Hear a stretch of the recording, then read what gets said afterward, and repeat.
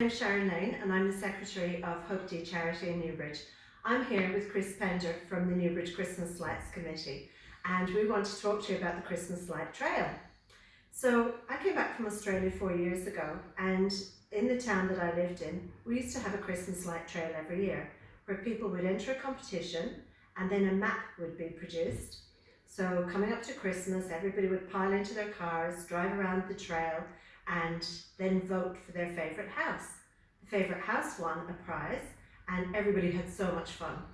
So I brought the idea to the committee of Hope Day, and I said, look, do you think this is something that we could do, seeing that COVID has really impacted on so many other things?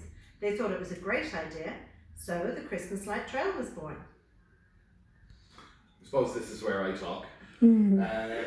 So it was then that both Terry and Sharon approached myself in relation to working with Newbridge Christmas Lights Committee to get the trail off the ground. So I suppose I have a little bit of a techie background, so that's where I came in. So far the Lights Trail is doing really well.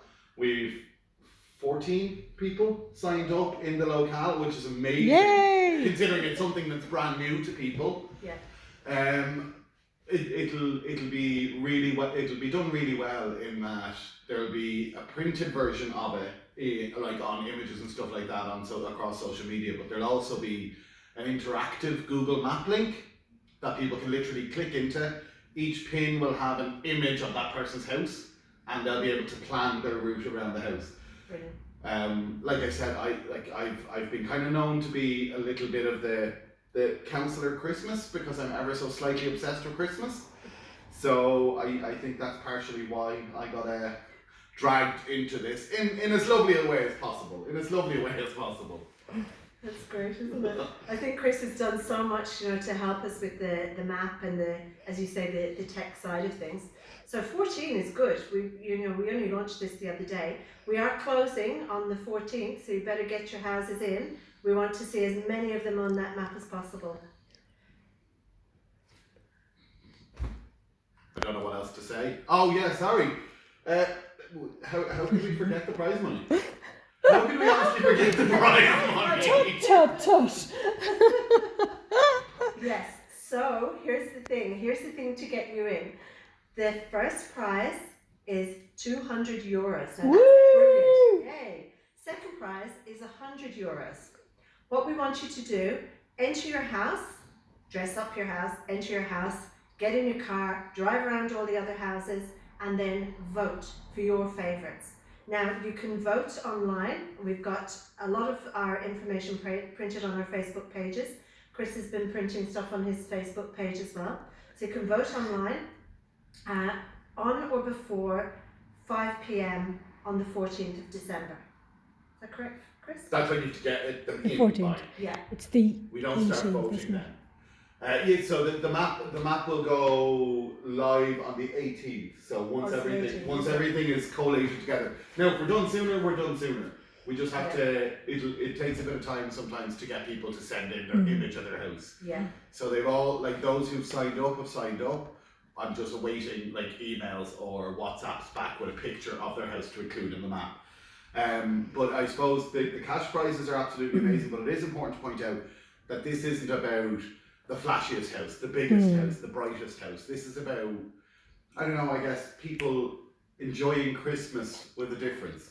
Yeah. It's supposed to be about, because I suppose Christmas is a difficult time for a lot of people, and part of the reason why I think Hope DE brought it to us, now I hate to speak out of turn, but part of the reason why I think they brought it to us is because they want to show people that there is light at the end of the tunnel, that there is a brightness about Christmas, and it's important in the kind of year that we've had that we try and have as much fun. Just because it's a different type of Christmas doesn't mean that Christmas with a difference can't still involve our families and friends. And I think that's what you were saying to me when it came to what happened in Australia, is that it created a really good community. Absolutely. Just getting in your car with your friends or your children or your parents, driving around, seeing people who've decorated their houses, standing outside waving at you, getting out of your car, having a look, having a chat with people.